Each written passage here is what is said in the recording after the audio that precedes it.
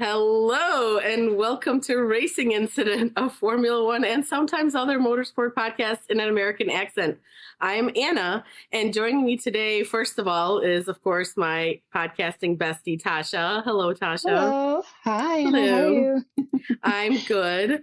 And also joining us today is, a very special guest, I think. Here at Racing Incident, as people know, I hope, who have listened to the show for a while, we are committed to diversity in terms of who we invite on the show. And there's one demographic that has been severely underrepresented on our platform, and that's straight white guys. And we haven't actually had a single one on. That is a fact. So if you thought you saw a straight white guy, they weren't, let me just say. So we figured we should remedy this right away. Representation matters. So after all, some of our best friends are straight white guys, right? Like I'm married to one personally, so they're pretty cool. As women like to often say, I love men. My father was a man. Right. Exactly. Yeah. Exactly. Yeah. My son will one day be a man, that's right. Yeah, men. So here we go. We've got James Coker on the show. Hello, James. James, hi. If you don't know, hi.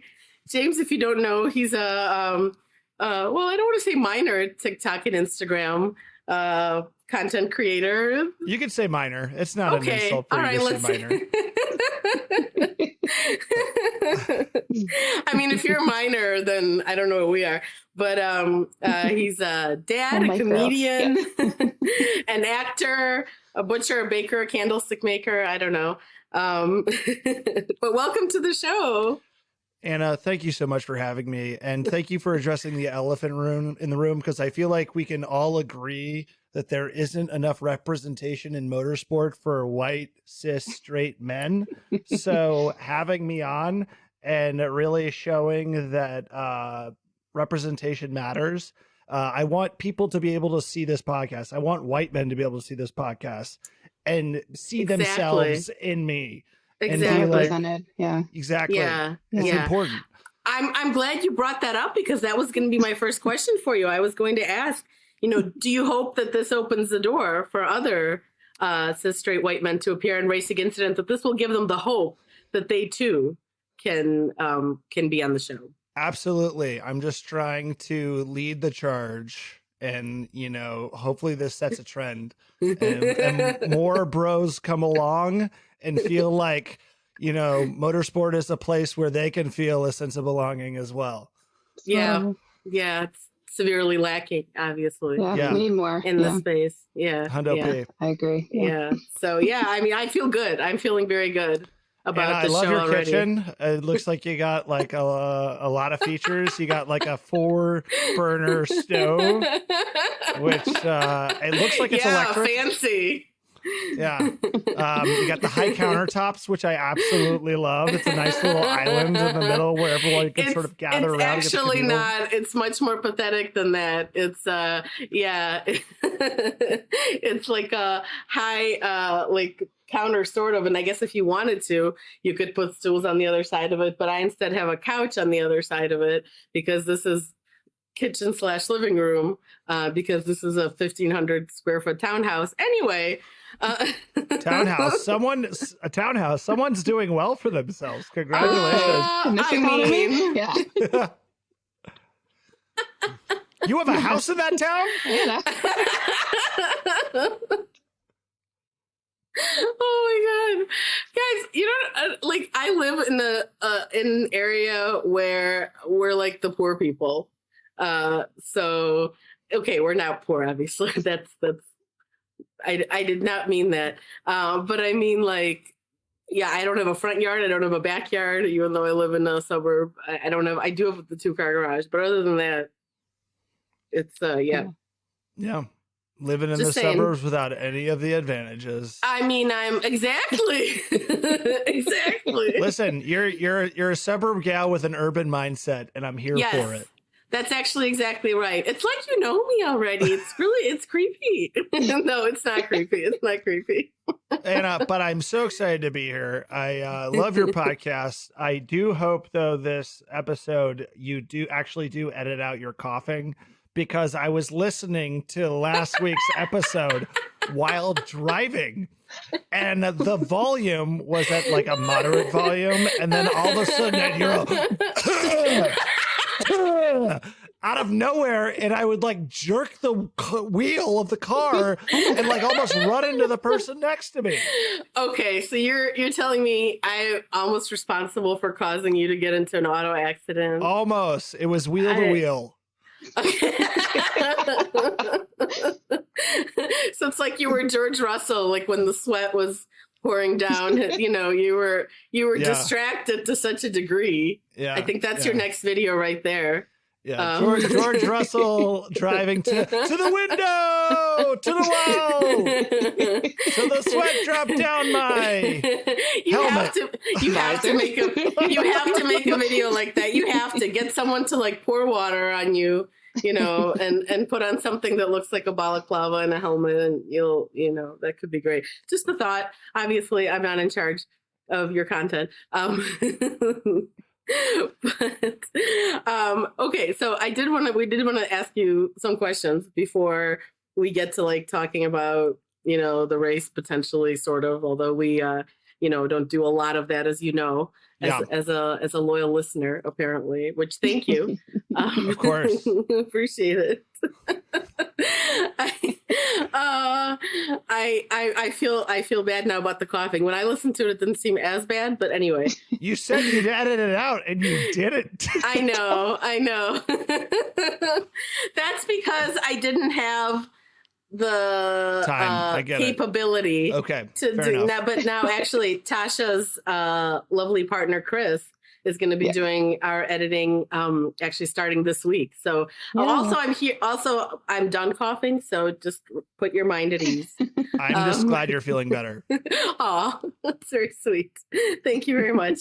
I didn't even know that I was still coughing last week, honestly, when we were recording, and it was a surprise to me as much as I know.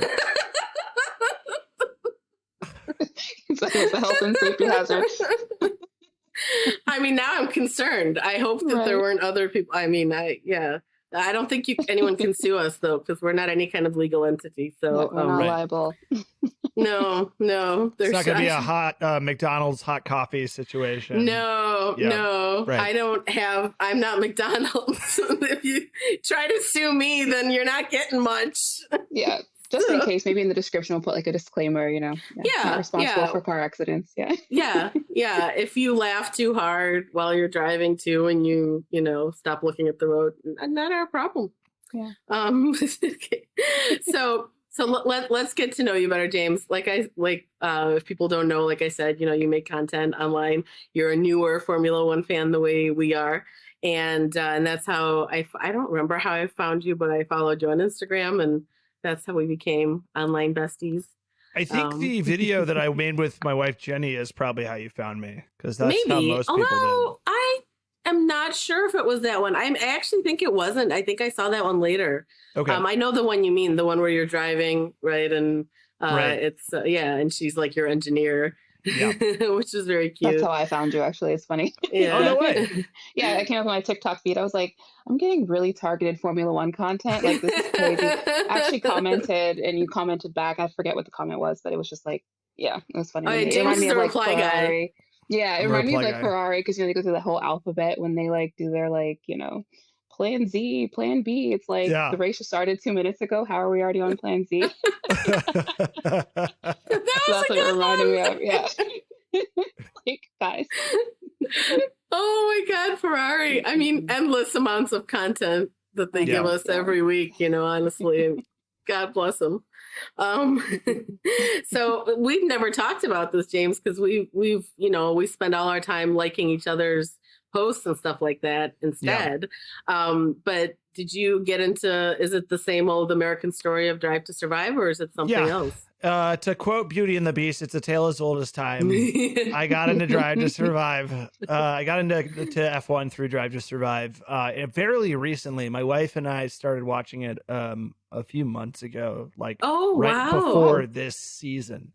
And when Wait, this so season, is this your first full season? Yeah, and so when this season started, we were still finishing up the last season, the most recent one. Yeah. So I refused to follow any headlines until I had caught up because I did not want any spoilers. Sure.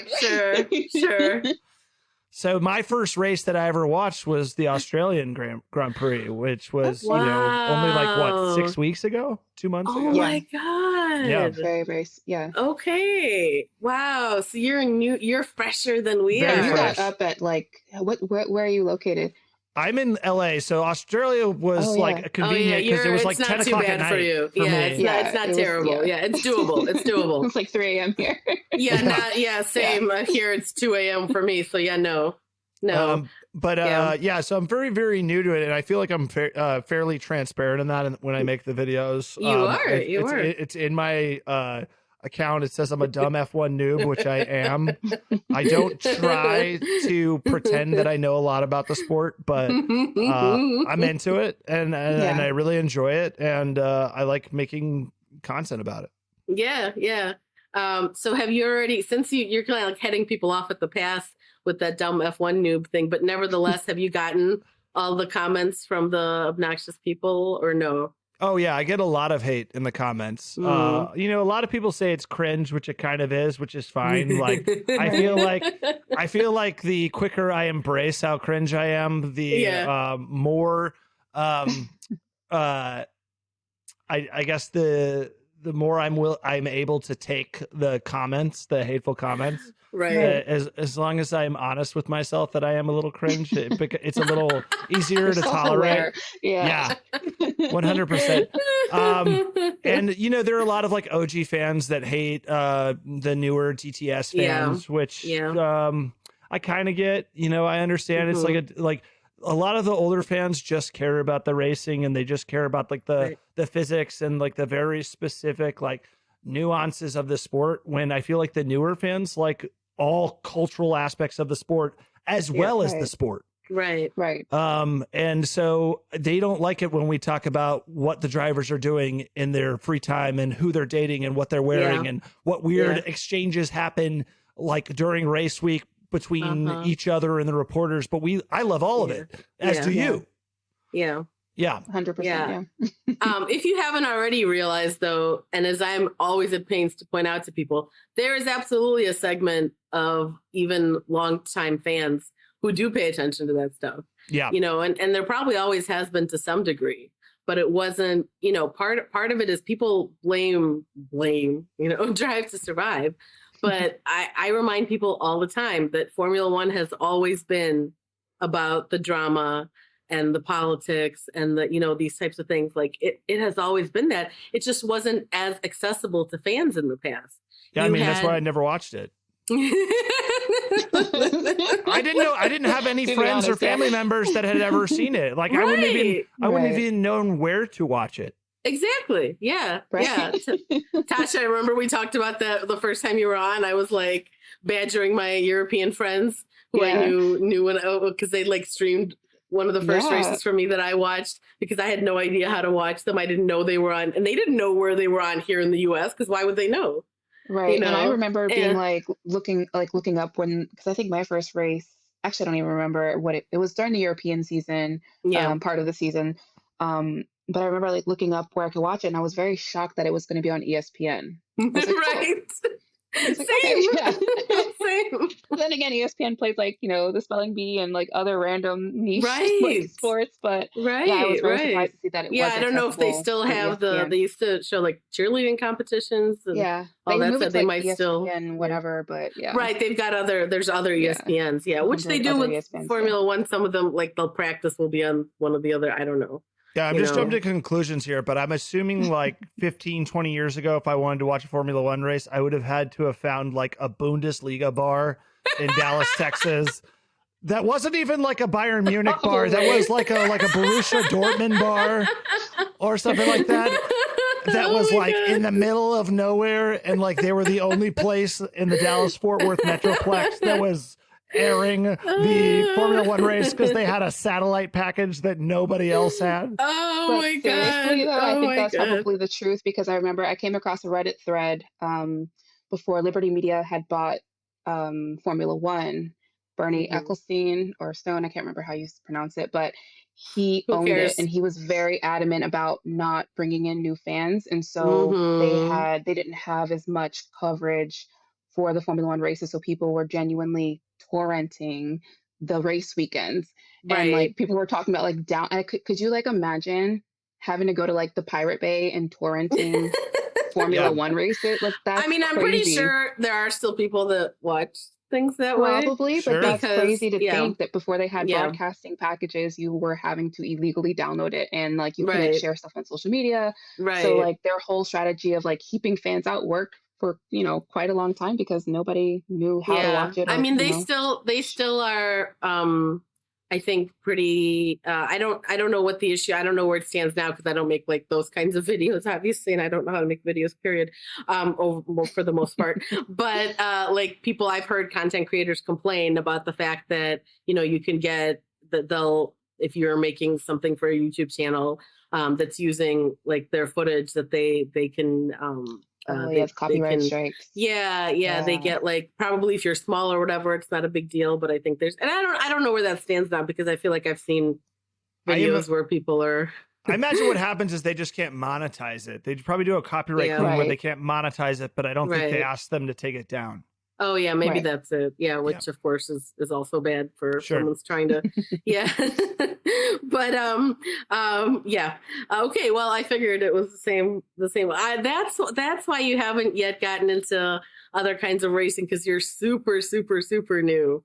Yeah, Like, I mean, yeah. I watched my first IndyCar race this Sunday, and it's because I was Okay. on an airplane and there were no good movies to watch. And so I put on the last 23 laps of the Detroit Grand Prix. Yeah, how was And it? Nice. It was exciting. Yeah, It was great. Yeah, I was shocked how into it I was. There you go. There you go. I will say that I think there was a lot more action in you, and you've already told me this. You were like, you need to watch IndyCar. You need to watch IndyCar. You always tell me this, Anna. And I was like, yeah, whatever. But there's a lot more told action. You once, I just want to say. I think you've said it a couple times. Oh, maybe it was It's like more your than voice once. rings I in his don't know. head. But there was a lot more action apparently. in IndyCar than I've seen in a Formula One race so far. A lot more passing. Yeah, that's basically what they're known for. You know, I mean, that is because it being a spec series, for people who don't know, if anyone else is listening who's also super new, or you know, it being a spec series, it's super competitive in terms of, it's a different product. We're actually going to talk about this later, so I'll save it for that. Cool. But I wanted to ask you something else. I've noticed that you have been a guest on, I think, pretty much every single F1 podcast that is hosted by a woman or multiple women or whatever the case may be. Would you care to explain what's going on here? I have been on 2 podcasts so far. I have been on Girls Just Wanna F1, and I have been on Dirty Side of the Track, which is 2 men. Oh, okay. And Really? those are the only 2 F1 podcasts that I've been on so far. Maybe it was just my imagination. I will say, I will say that I follow, I think, more female F1 content creators, and they follow, and more F1 female F1 content creators follow me back than male content creators, because, and I can't explain it why, but I feel like I can. I feel like the female content creators, F1 content creators that I've met are way more supportive and collaborative than most of the male. I don't want to put everybody in this box. Than most of the male F1 content creators that I have seen. Most of the male F1 content creators that I have come across are maybe competitive, maybe gatekeepy, a little guarded. They don't really want to share the focus. When I see female F1 content creators constantly sharing each other's content, constantly commenting and supporting each other's posts and videos. And I think that's why I feel like I've connected to more female F1 content creators because I'm new to the space. I'm looking to follow as many other content creators as I can. I'm looking to connect with as many like fans and content creators as I can. And those are the people that have been the most welcoming to me. Oh, yay. So interesting. It so is. cool. No, it makes a lot of sense. Yeah, that's true. It's because we're nicer. Yeah. Just gonna say it's a fact. Well, I was gonna say like too, like I feel like, for me, part of the reason why I feel like I've stayed around the community is because I have been able to find other people, to just hang out with or make content with or share. Like it's actually been really cool to me to like make friends, and especially like as somebody in their 30s, it's like Yes. If you're not out at bars or whatever, it's like, how do you make that age-old question of like, how do you make friends as an adult? So I feel like F1's kind of given me that a little bit. I don't know, James, if you feel like kind of similarly or. No, James probably has real friends. He's got like a real life, I feel like. No, I feel the same way, especially because my wife and I had a kid 2 years ago. So like, as you know, like being a parent, like it can be very isolating. It consumes almost all of your time and energy. I know, Anna, even more so for you because your child is special needs. Yeah, so you'll be able to make friends with other parents. I can't do that. Right. But what I'm saying is like you'll eventually make friends with other parents. However, you have so much less time for yourself.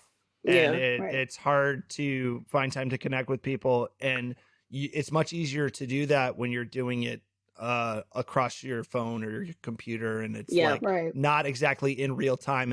And you don't have to be in the same physical space as someone. Right. Yep. For sure. I've told people this before. I mean, that's how I've made any friend I have since my son's 11 now. So that's how I've made any friends I've had was through stuff like this or just online in general or whatever. Sometimes I'll meet someone like that who lives somewhere. I actually just met a woman today that I became friends with on Twitter, and we went for coffee. Nice. And she lives not super far. So I think we're gonna stay friends. She's actually well, nobody wants to hear about this. Okay. I do. I don't know what you're talking about. I'm here. We were listening. Yeah. I'll just tell you about it another time. I'll tell you about it another time. James, not going to be the last time you're here, so don't worry. Okay. There's going to be a lot more. And then so before we get to like the race weekend, I didn't want to forget to ask you. I feel like I think I don't remember who I saw tweet this, but it was at some point towards the end of the race or maybe during the podium, someone said that like maybe they could at least give us creative mixes of the Dutch national anthem or something, because we're gonna hear. Was it you? Yeah, I was like, we need to start remixing the Dutch anthem at this point. Yeah, give us something new. It's like if Tasha's a genius. Winner each week. Yeah, I think that's brilliant. Genius. Yeah, like maybe like a deep house version of like the Dutch national like anthem. a reggaeton. Reggaeton would be amazing. Yeah. Like, I mean, so James, I'm putting this to you because you have, a modicum of musical ability, or I am not a musician. I just have my child's keyboard, which I play with. Well, I enjoyed your, Taylor Swift song the key of Fernando. And that was very good. And I think that you need to get on this because I know Formula One's not going to oblige us. So we're going to need you to step in here and help us out because we're going to be hearing it a lot this season. You know what they should do? They should say, all right, now we will play the Dutch national anthem. And then all of a sudden you hear, all I do is win, win, win, win. That would be amazing. Problem solved. Yeah. Might even get Max to crack a little bit of a smile for us. That might be kind of fun. I know. Put that in the bank and yeah. Okay, so now I'm having doubts though because it was like the way people said that, like that. I don't know her real name, but F1 Ellie. She's like a major content creator, and she did that video with Max where it was like, I guess that must have been a TikTok trend, I assume. Now I have to stay on top of these stupid things. I mean, cool and funny things, whatever.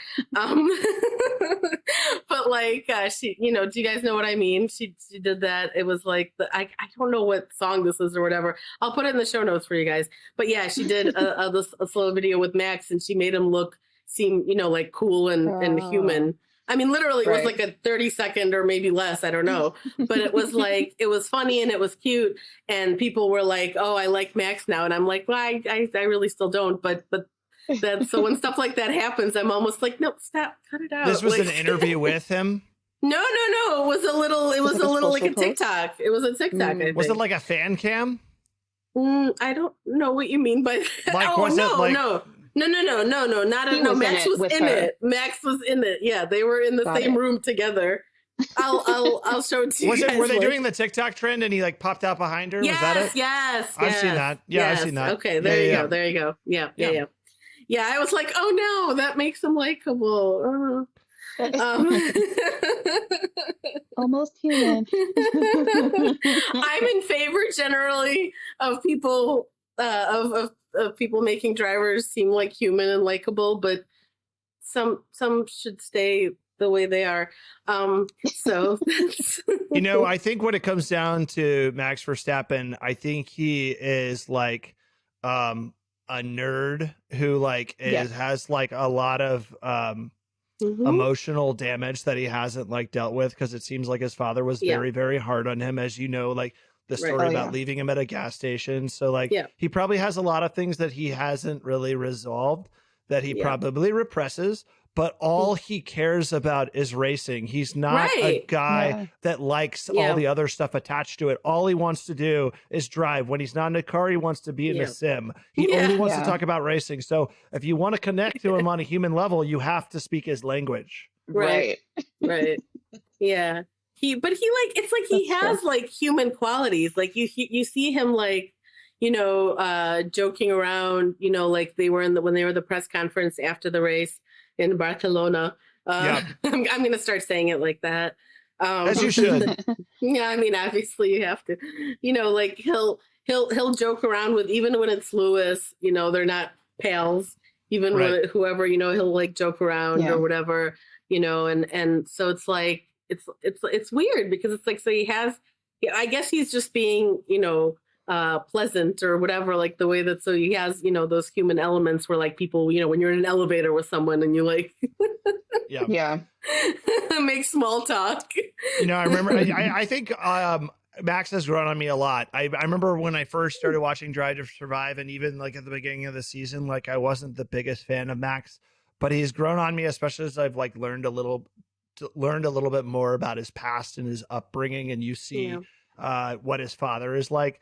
I think he's grown on me a lot, and I think all, you know, that you can find human elements like that in all of the drivers. Like I know you were talking about George Russell last week, and like, yes, George Russell absolutely has his faults, but he does have the capability of showing his vulnerable, more human side at times. And I try to see the humanity in people as much as I can. And I think Max is just one of those guys that has like a very, very narrow focus. Yeah. I also think being Dutch kind of plays into it as well. They just don't tend to have that outward warmth that most, you know, other cultures have. So I think it is just like a perfect storm of all of those things in one person. And it's for sure partially that. Yeah. I've been, my husband used to work for us a long time ago, but he used to work for a Dutch company. And so he didn't really comment on it because he wouldn't have thought that it was off-putting or anything, because he's less outgoing than me and less gregarious and whatever, so he doesn't really care if other people aren't that way. He's like, that's fine. But then one time we went to he had to go to Amsterdam for work, and I went with him, and I was like, yeah, Dutch people are different. I agree. I do want to say that a person's upbringing does not have to define them, and you don't have to, you know, I think that's something we could say about a lot of men in general, that men are not in touch with their emotions, are not in touch with, are all deaf for the most part, need to go to therapy and have never once done it and don't want to do it and don't believe in it. So Max is, I think, he encapsulates a lot of traits of like toxic masculinity, and he's living in 2023 and it doesn't have to be this way. Sure. But so I don't ever want to like let him off the hook entirely. A lot of people have had a tough upbringing. You're absolutely or right. things that, and it doesn't mean that they have to stay living out those things throughout Try their adult telling the life. greatest driver in the world that right now. Yeah. and expect him to listen. Excuse me, the greatest driver in the world is Lewis Hamilton. Okay. No, he is. He is. I do think Lewis is the GOAT, but I think Max is the best driver right now. Yeah, no, he's the and actually we don't know the answer to that though. I do still get quite irritated when people say that. We don't know. Put Lewis in a Red Bull. That's how we know who's the listen. best I'm driver right now. a huge Lewis Hamilton fan. Like I do think like Lewis is probably the greatest of all time. I do think he should be an 8-time world champion. My dream is for Lewis to win his 8th championship and ride off into the sunset. Yeah, of course. But you cannot say that Max is like he's so early in his career. We don't know what he's going to be like. He might follow what Lewis just did and win like 7 championships in a row, or he might get bored like Kimi Räikkönen did and go off and do a bunch of other stuff, Absolutely. Yeah. I mean, so are you a fan of like multiple drivers or like teams? Like how would you categorize yourself as like a fan? I try not to everything? like, yeah, I'm enjoying everything. I try not to arbitrarily choose a team right now. Nothing's like really been calling to me. Like I what I want to see more than anything is parity. But there are which you don't see in Formula One, or at least you haven't in a long time. Indy Car. Yeah. However, there are certain drivers that I'm sort of drawn to, and it tends to be drivers that come from more humble beginnings. Like a Checo is a great example of that. Lewis, like Hamilton, admittingly grew up with not a lot of money at all. His father worked really long hours, like got no sleep, and then would like on the weekends be loading up his son's cart into a van and driving him off into races. Like Albon, I know had came from humble beginnings. There's Bestie. Esteban's family had to sell their home and they traveled. Yeah, they didn't have a house. They lived lived in a caravan for a long time. Yeah. So drivers like that, I really, really root for, because so many other these drivers come from immense privilege and had every advantage to become like the best in their field. When these guys fought against all the odds and still were able to make it into Formula One, which is just the fact that they're there, like championships, wins aside, just the fact that they made it there, that Alex Albon and Esteban Ocon made it to Formula One is a miracle in itself. Yeah, and so I really root for those guys. I know when Checo was 14 years old, he had to bug the crap out of Carlos Slim to sponsor him so he could continue his karting career.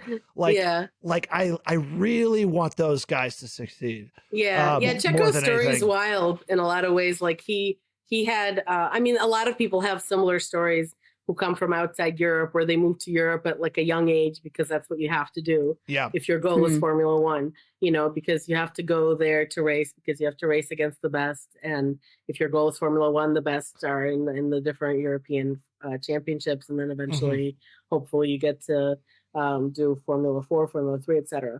And Checo, he went, he got, he was with some like German team or something, so he shows up in like Germany and he's like 15 or somewhere, I don't know, however old he was, and he had nowhere to live, basically, almost like he was living somewhere above like their shop or something, and he's there on his own at that age. And again, it's like a common story for a lot of drivers, but a lot of people are doing it with considerable resources, or they go with their families, like Lance Stroll's whole family went with him because they're like, why not? Of course, it's not a problem.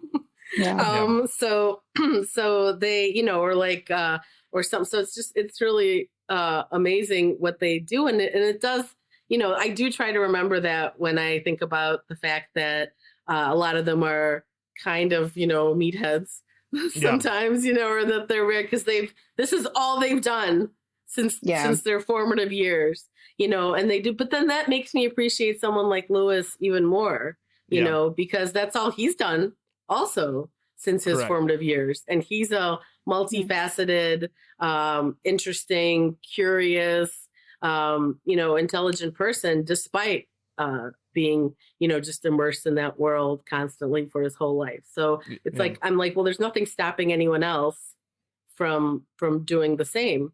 I'm not saying that you have to be exactly like Lewis. You don't have to be into the same things he's into. You don't have to do the same things if fashion's not your thing, if whatever's not your thing. But to have a curiosity about the world, to want to know something about the world beyond just your bubble that you're in. Like when Danny Rick was like, I don't really watch the news because it bums me out. I mean, dude. Like, ignorance is bliss for sure. Yeah. For sure. Yeah. I'm sure, as I understand, he's a very, very, very nice person, a good person, a kind person, whatever. So like, that's all, that's all good. At least, I mean, that puts him above for me, someone like Max, but yeah, the other stuff is just, no, it's what it is. Okay. So first thing I wanted to talk about is everyone's favorite team principal, Guenther Steiner. As people may or may not be aware, he got called to the stewards before the race weekend even really started because he, made some comments about how stewarding is inconsistent, how maybe stewards should be professional paid positions, how you've got, volunteers doing this and it's not great and all this stuff. And he actually got summoned to the stewards. Now they didn't give him any sort of punishment in the end, which is, I guess, whatever. But James, I wanted to, especially was interested in your perspective about this as a very, very new fan. I'm sure you're probably already aware of the fact that people talk all the time about the fact that stewarding is inconsistent, that there can be, someone gets a penalty for this thing here and then over there, a different driver, a similar situation, they don't get a penalty, et cetera, et cetera. Did you hear? You heard about this, I assume, about I did, but Anna, it wasn't until you made the video about how stewards are volunteer positions that I realized I did not know that they were volunteer positions. I assumed it was a paid profession. And you made you brought up so many great points in that video saying like these should be paid officials like referees or umpires, so that they should probably travel from track to track so that there's consistency, and by paying them they will be held to a much higher professional standard. It's it's something I think a lot of people, I didn't, when I first started, did you know, Tasha, like when you first started watching, if someone had asked you like on your, second or third month of watching Formula One, if stewards are paid, you would have assumed something similar probably, right? That it was a professional. Yeah. I mean, I would have. I mean, it's like that in every other sport. Every other sport has professional paid referee. Yeah. I mean, some sports have volunteer, like I know tennis will have volunteer ball kids, but that's not they're not calling matches, they're not. That's I just like assume that these are career just adorable. Professional. Yeah they're cute. That would be if like they had kids. I think struggled to see what a parallel would be in Formula One. Maybe if like the kids would like hand them their helmet or something, that would be. Or I mean, it's like the sports making like billions of dollars, and it's even just to hear that they're volunteering is insane. Like you profit so much from this, and you're asking for like an entire weekend from adult human beings with bills. And I know a lot of them are probably like, yay, I get to work at F1 event, like there's probably some, joy in that you get to like live out a dream of being like trackside or like calling, but like at the end of the day, it's like, how do you get people to still volunteer? But that's the thing. For-profit business. you see, here's the thing. And here's what people probably don't think about. Like Guenther was speaking about it from a sporting perspective, which is also valid, obviously. Like he made the point that like drivers and their sponsors invest millions into the careers. Teams invest tens of millions, hundreds of millions into this whole endeavor. And you've got, people who are not technically professionals. Yes, they're very experienced. Like for people who don't know, I mean, stewards do. It's you don't just get to like rock up to the track and be like, I want to be a steward. They have to they have to know all the regulations. They have to know, people. They have to be experienced. I don't know. Everyone starts somewhere. I assume, like in any other thing, probably you start if you wanted to be a steward, you probably start in junior formulas or even karting, or I don't know what. I mean, they must have some kind of stewarding also, I imagine, and then you probably work your way up, same as for other types of motorsport jobs. And well, although this one's not a job, but but the thing is that it's not so much in this case, that Formula One is taking advantage of these people, because that's really not what's going on. There are people who are, there are people who can afford to volunteer in such a capacity and give so much time and effort to something because they don't need an income from this. They have either a job. Yeah. So it's people like, famously, like the one steward, Derek Warwick, who, who owns the Honda dealership. He has, so these are people who are, and if you don't know James, Derek Warwick is the steward and he was actually stewarding the week that Guenther got here for this. He was there in Barcelona. I've said it wrong already. But he's the one that made that comment about Max being the great white hope. And tried to deny it even though it was like on tape. It was a tweet, I think. He was on some, like, it was not, you couldn't deny it. Of course, he probably, I don't remember what his thing was. He said, that he didn't mean it that way, but. Oh, no. Yeah. And he's still, stewarding today. And again, and a lot of people talk about like his Honda dealership, like that's maybe kind of a conflict of interest. And that's probably scratching I have no idea about any of these. What does anyone know about these people? Like, right. Again, when you have a professional, class of people who are workers and employees, like they've had, there have been some scandals in other sports of like, there was like some kind of like referees were like found to be making calls or because they were like betting on the game, which they're like not allowed to do or whatever. I forget what sport this was in, but then things like that get found out and it becomes a big scandal, and then they probably make some kind of changes to try to, but yeah, I found it, well, I don't know if hilarious is the right word, but, but, if people don't know, when the stewards call someone for whatever reason, they have to refer to which article of the sporting code or the whatever code, why are they calling the person or persons, what rule did they break? And so the one for Guenther's rule, it was like, it was this part of the code is, says that, the use of language, which might reasonably be expected to be perceived to cause offense, humiliation, or be inappropriate. It was a type of misconduct, which is defined in the International Sporting Code as language that might be, now let me say that again, perceived to cause offense, humiliation, or be inappropriate. Now, I bet we can think of a bunch of other examples where people in the paddock, whether drivers or someone else, have made comments that could be perceived to be offensive, whatever the case may be. Yeah. And no one has called them to the stewards. Yeah, sure. I think all he said was that got him called there was that he called them laymen. Right. Which, right. It's the truth. So which it's is a fact. And it's fine. It's not like he's disparaging them or, trying to be humiliate them. Yeah. But Guenther especially has a lot of reason to say these statements because, he's had situations where I think it was like K-Mag, some race where, one of the Haas, front wings is like, falling off. It's about to become a hazard. So, they give him the flag and have to come in and change it. But then like you see in the last race in Monaco, where Carlos Sainz had half of his front wing like blew off. And he wasn't flagged for that to come in and change it. So it's like, I think he's just calling it like the inconsistent calls. And even this last race in Barcelona, you have a situation where Max and Carlos lap one, have a bit of a almost incident, but it's like he's running him off of the road. And then later in the race, you have Yuki and Zhou are racing. Zhou runs out of road, and Yuki gets a penalty for quote unquote pushing him off the track, which like Yuki held his position. Yeah, I mean, it was he had the position. He had the like the right. He had the line. It was his. Yeah. Like he did nothing wrong.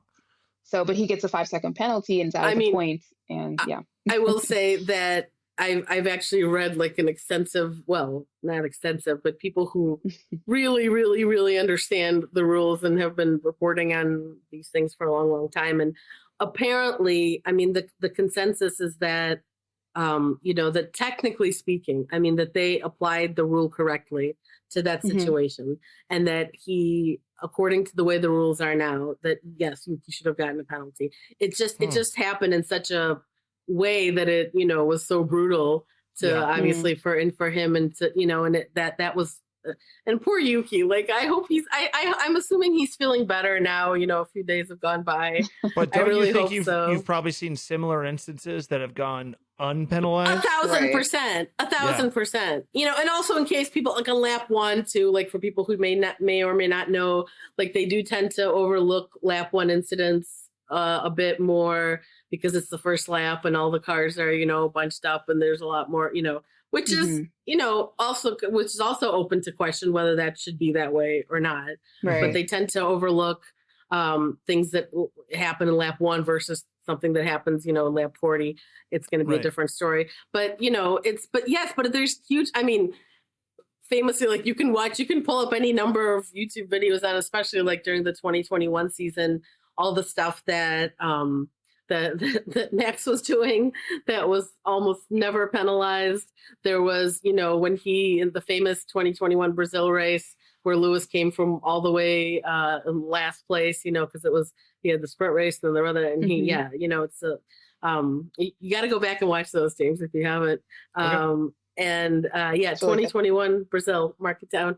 And was that the one where K-Mag got first in qualifying, but because there was a sprint format? No, that was last season. Okay, I was gonna say that was last season. Yeah, but 2021 was the the shame of that was where Lewis was supposed to have gotten his eighth. Sure, and they screwed him out of it. And no one really, and Guenther didn't say boo then. I just want to say, that's what I think is funny about it. I mean, none of them really came out and said, that any of this that happened was like unfair. But now that it's happening to them, it's the same. It's the story, as old as time. Basically, it's like, now that it's happening to me, I'm offended. So it's like. And that was something that but people he's true. At the end of the day, he is telling the truth. Yeah, no, it's still true. It's it doesn't matter that he wasn't as it's still true. And to me, it's just hilarious that like they, of course, everyone made a lot of the fact that that they put in the document. Mr. Steiner stated that if he had meant to insult or offend anyone, he would have used much different words. The stewards does not dispute this.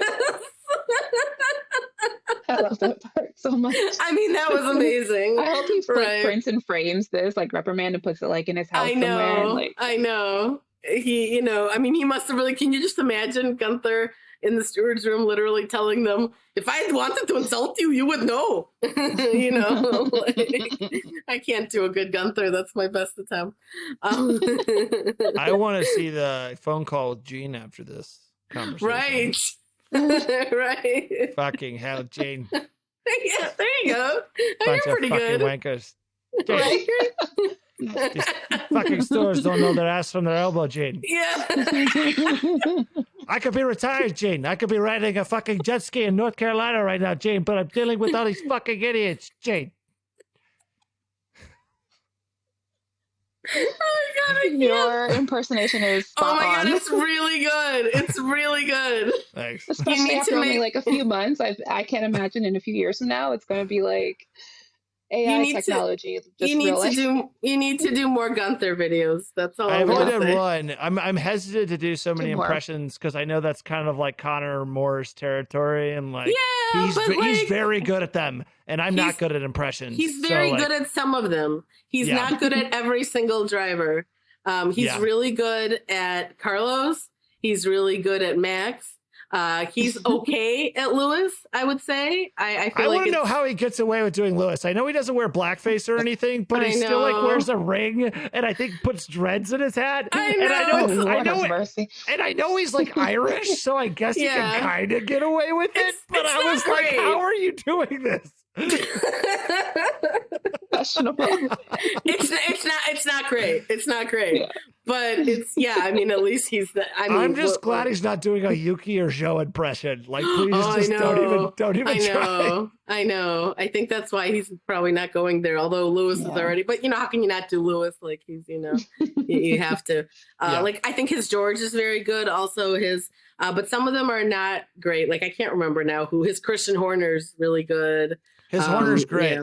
Yeah. And his Carlos Sainz is very good. The Carlos Sainz is probably the best. And that's the one that people probably know. Yeah, And if people haven't seen, like there was a great, I don't know what race that last year he came to one of the races.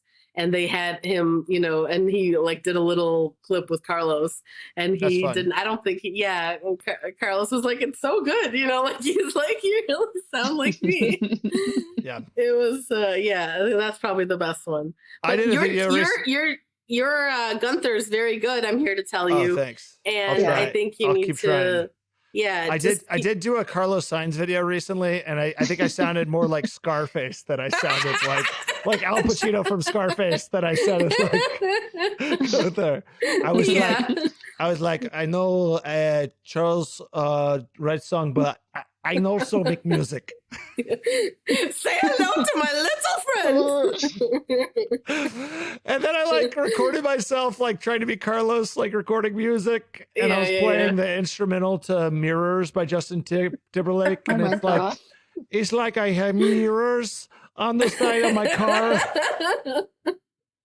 I think I saw that. Yeah, that was good. Nothing will beat Taylor Swift, though, in my mind so far. Yeah, that one was very popular. Yeah, it was very good.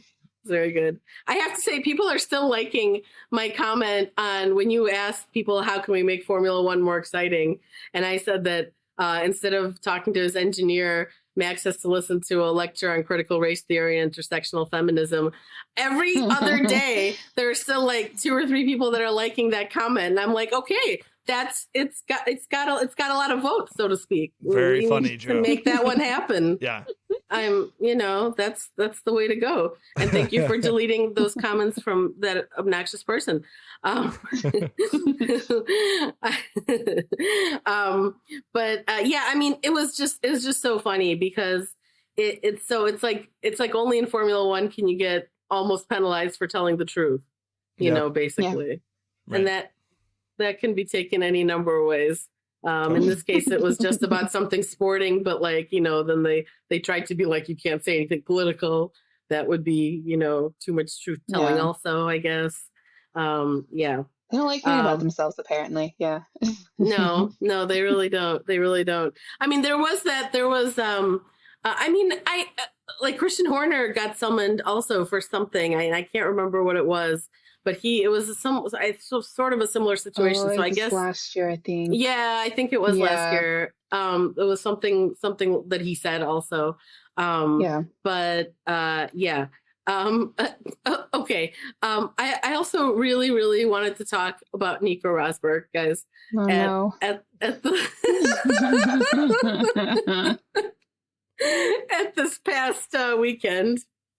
Do you have a Nico Rosberg impersonation, James? No, not yet. Yeah, but that are you talking about the exchange when he said nice to see you and Lewis said thank you? Yeah.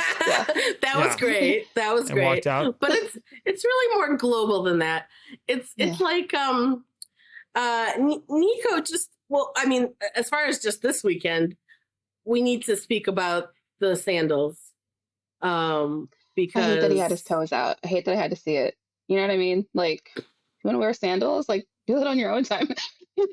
On 4K HD TV, I don't need to see your toes. There was a very funny TikTok recently, and this female comedian was like, men should not wear open-toed shoes. Never. Ever. No.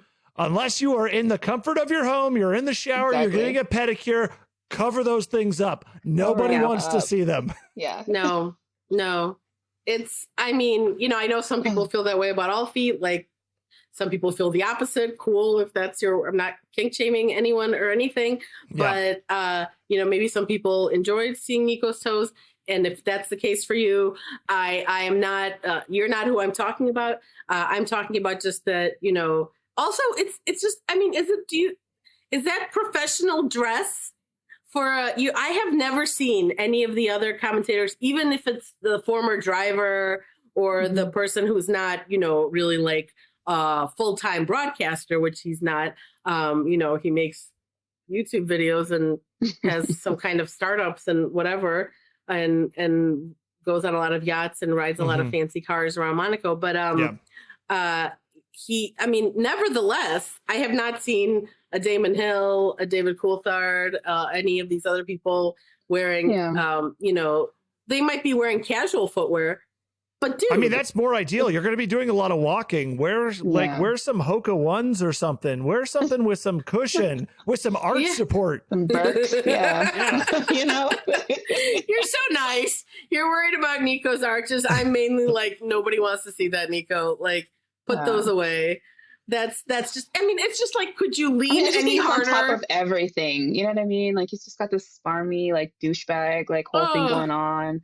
He comes in with his, like, whole linen suit and his, like, blue Hermes sandals and, like, his hair is coiffed to the gods. Like, it's just too much. Do you know what I mean? Like, he has, Nico, you're rich.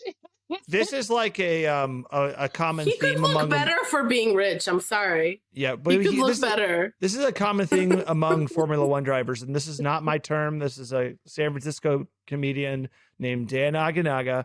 But Nico Rosberg has resting rich face.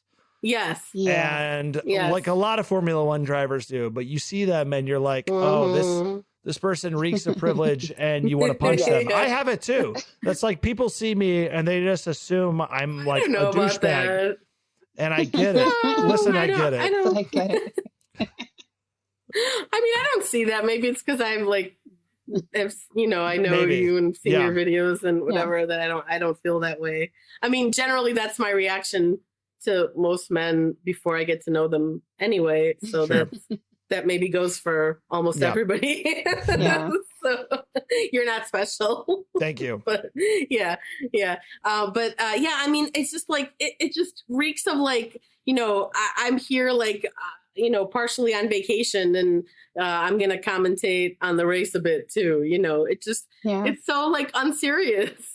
I want to see Bernie Collins back. I think she covered the Baku race, and I thought she did a great job. She did great. Where's Bernie? Like, what has happened? Because I mean, she's like, I don't know. When I saw her in doing the Azerbaijan Grand Prix, I assumed she was going to be on for the rest of the season, and it seems like they're rotating people out. Like when they went to Miami, I feel like they had like Danica Patrick instead, and then when they bounce around, they keep adding someone else. But she was so good. But it doesn't matter if you can't have the person there at the race. You could have them from the studio, like the F1 TV commentary team does this. They'll have the people who are there, and then they'll have people who are back in the studio doing some additional analysis or whatever, where they're with the big screen or whatnot, and they do stuff back at the studio. I know like Sky, I remember hearing them talk about the fact that they're trying to be more cognizant of like, not having people travel unless they have to, their carbon footprint, whatever, and also letting people have more normal lives, whatever. So that's all great, but you could still have,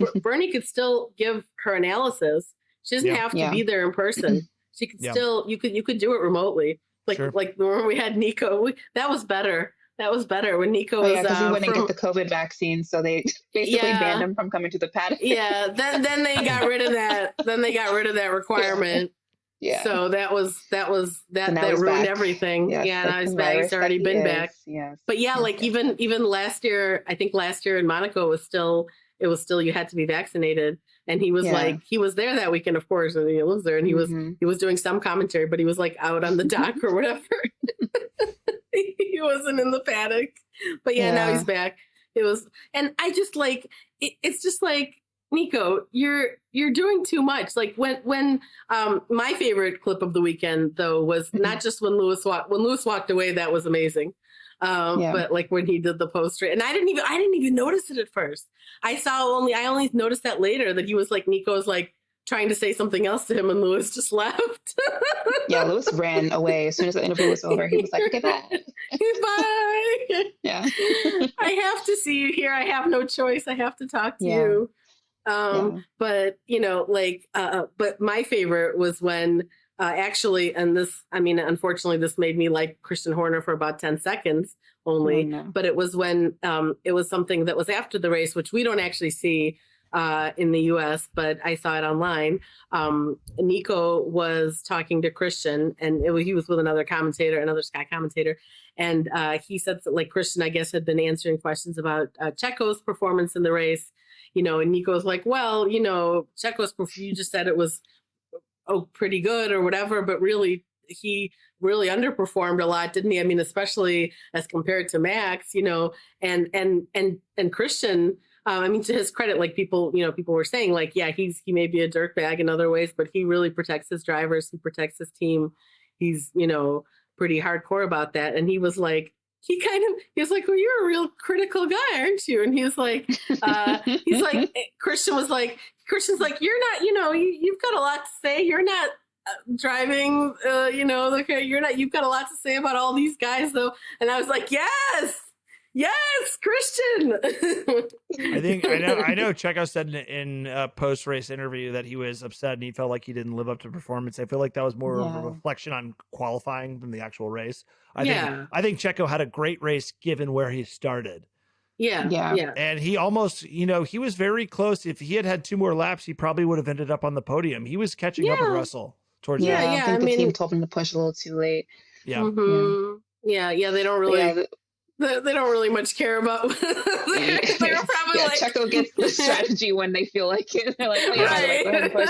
Yeah. They're like, oh yeah, we should probably tell Checo. Okay, that's right. We have that other driver out there. He's very much getting treated like a middle child, kind of. Yes. Oh right yeah. Now. Yeah. Absolutely. I mean, people like justice for Checo.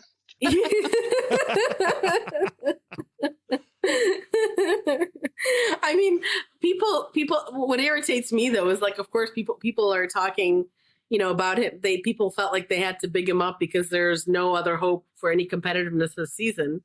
Mm-hmm. So there was all this commentary about, oh, Checo's going to be the, you know, and there are people actually that feel, I saw this, I don't know if you guys ever watched Peter Windsor's videos. He's a, So yeah, Tasha's like me. She's become you can see her huge, like where Max is a racing nerd, we're like Formula One nerds now. We're like, we like hoover up the content, all the information, all the, not just, I mean, I've even gotten to the point. Algorithm is all F1 stuff and like all car stuff. I had no idea what any of this stuff was like 2 years ago. And now it's just like all I think about. Yeah. Same here. I mean, I still don't know anything. Like the other day I was like, there was this video of like Lando making fun of Charles driving, like he drove by him on the road. Like they must have been they must have been on their way to, you know, maybe there's one road from Monaco to Spain. I don't know, but like, or from not Monaco, but anyway, Monaco. And Charles was driving and he was all like hunched forward, like the way that like 80-year-old women drive. Yeah. And I posted it and I was like, why would Charles be driving this way? And somebody said something like maybe luggage because there's like stuff in the back. And I was like, but why would that, why would there be, you know, and that's how I found out that there are road cars that not all road cars have engines in the front, like in the, under the hood. Okay. See, I did not know this. Yes. Ferraris have their engines in the back. Right. Or then there are cars that have them kind of like in the middle, apparently. Yeah, that's weird, yeah. But Ferrari is a good example, like where, like apparently, so when they have to service that engine, they have to drop the whole thing out of the car. Like it's not like we people who have normal cars who don't have any other experience with any other kind of car, you know, we think of like they lift up the hood and there's the engine and they can, but there's a whole other world out there that I am not privy to, but I'm learning. But I was like, oh, maybe that makes sense. I feel like Charles is just kind of funny. Like I feel like he would just drive like this to keep his Ferrari from like crashing on the road, you know? He's just like maybe real cautious. Maybe he should drive his F1 car that way too then. I mean, you know. Maybe that's the form they teach in Monegasque driving school. Probably. Maybe. Hunched over the wheel with hands at 10 and 2. Defensive 101, yeah. Like this. He's leaning so far forward. Like, that's really the funny part. He's leaning like the way that you see, like, sometimes an elderly person who's like, you know, Oh yeah, having a hard time driving that Ferrari. It's still porpoising like crazy. So Ooh, I feel like his spine's probably compressed. could be. Like, Could be. Poor Charles. That's who we really need justice for. Speaking honestly. of, for this is sure, a good this is a good segue to this, and you might already be planning on bringing this up. Did you see the rumor that came up that, or maybe it wasn't a rumor, maybe it's confirmed, that Christian Horner almost left for Ferrari? yes, I saw that at the end of last season. I did see that. Yeah. What I think a different world it would be. Can you imagine? Yeah. Yeah. Is it confirmed? Did Helmut Marko say that in an interview? I mean, it sort of seems like Helmut said did. it, yeah. Yeah, he did. Yeah. He did. Because Helmut was like, yeah, that cost us a lot of money. Yep. Because I to feel like keep him, Christian had no plans of going. He just wanted to race and was trying to like see how far he could get. Yeah. I think you're well, right. Well, I think mean, you're that's right. what you do, right? If somebody else comes around asking for you to, you know, then you're going to be like, hey, guys, you know. But now that they FYI. kind of like mentioned it, I would actually really love to see Christian Horner as Ferrari's team principal, you know? Same. Like, maybe he could whip them into shape. There? Yeah, maybe. Yeah. But why would you leave? I mean, I feel like everybody in Formula One seems to make the mistake to go to Ferrari because it's Ferrari, and then their career tanks, right? That's it from there. Accurate. Yeah. It's like the big shiny thing, and then they get there and they're like, oh, it seemed really shiny from afar, but now it's like a little like dirty and rusted. Yeah. I mean, look at Charles, like his whole like demeanor, his whole like he's just every race. I saw the one like after, was it like Q1 where he got he got out of Q1. He took off his Forza Ferrari bracelet, like this little beaded bracelet he's been wearing. He just like took it off as he's walking back to his trailer. I mean, like, this man is done. He's gonna probably write us another ballad on the piano, like another sad song. I mean, it's gonna be great for that. For Ferrari. Yeah, so, it's you know, it's a good life lesson, right? Like oftentimes we have a dream or a goal and then you achieve it and it's like not really like what would have happened if Sebastian Vettel had never left Red Bull for Ferrari? Like that was his dream. He wanted to be like Michael Schumacher and be another German driver at Ferrari to win multiple world championships. But he had just won 4 straight with Red Bull. What if he had stayed? Would he be in the GOAT conversation the same way like Lewis was in that, is in that conversation, and Schumacher's in that conversation? Like, I don't know. Yeah. But I mean, some people's read on Sebastian in general throughout his career, though, is that he does not like to be, well, no driver likes to be beaten by their teammate, but here he was a 4-time world champion, and he was starting to get beaten by young Danny Rick. And you know, that was back when he was good. So so he you know, and he wasn't like when he was with Max, he wasn't super far off Max either. You know, he was that car was just better suited to him or something. And so a lot of people feel, I mean, he wanted to go to Ferrari for sure, but it was probably a good time to go. A lot of people feel, because he was like, well, I can see. And then of course when he left Ferrari was a similar situation, because there was a young Charles Leclerc who was beating him as well. And so it's like, people shouldn't, apparently no one should leave Red Bull, I guess is the more or they should just be more hesitant to leave their teams. I feel like people are so inclined to switch teams so fast. Like you saw the trend with Danny Ricciardo. Danny Ricciardo leaves Red Bull and then he's like, maybe I shouldn't have left Red Bull. And then he decides to leave Renault, and he finally started hitting a groove when he had already committed to leave. And he's like, maybe I shouldn't leave. I feel like I got a good thing here. And then he went to McLaren, and then things went totally south. Well, that was that was a disaster. I feel like people are too quick to jump ship and change seats. Like Fernando Alonso, like has been criticized for chasing the money in his career and constantly changing teams. Like what would his career have been like if he hadn't left Renault after winning 2 consecutive world championships? It's, no, I mean, Fernando is at least like, he's often trying to he has tried to get into a better car, you know, all these times too. And and of course part of it is the money, but that's Danny Rick, McLaren was going to be what paid him way more than Renault did. So they, arguably that was why he went. And then maybe he thought that he had a better, but I'm not even sure if at that point he was still harboring dreams of fighting for a world championship. It kind of doesn't seem like it to me. It seemed like he was like, and of course it's about the money. It's always going to be partially about the money. But Fernando, like that's the one nice thing I can say about him. My guess is that it has been about the money for him too, of course. But like he is chasing still like winning and trying to, because in Fernando's mind he should have won like 5 world championships. He's got like a whole math in his head about how that should have happened. You can watch any number of videos on that too from Fernando fans. It's just scary. They sort of have a point with some of them, but then you can say that about a lot of other drivers too. Famously now Felipe Massa thinks that, he should have won the championship the year that Lewis won his first, because of, I'm like, okay, like all right, let's give Lewis the 2021 one, then he still has 7.